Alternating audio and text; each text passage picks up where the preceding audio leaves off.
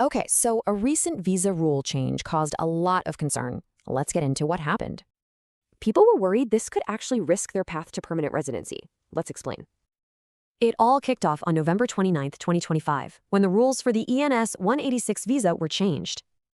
We're talking specifically about the popular Temporary Residence Transition Stream, also known as the TRT stream.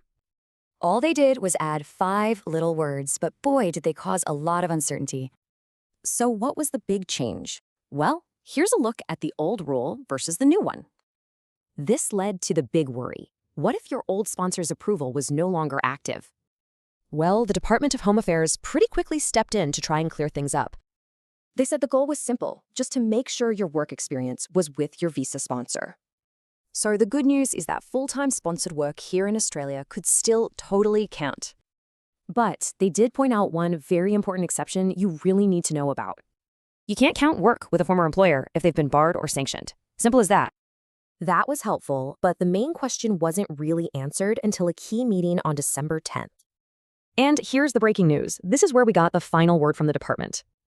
And here's the key quote. Basically, your old sponsor's current status doesn't mess things up for you. This was a huge relief, right? It was a direct verbal confirmation that finally settled everything. The department was clear. This was just a clarification, not some big fundamental policy shift. Okay, so what's the actual bottom line for your visa application? Let's break it down simply. This table sums it up perfectly. As long as your previous employer wasn't sanctioned, you're good. So with all that confusion now cleared up, what's the next step on your visa journey?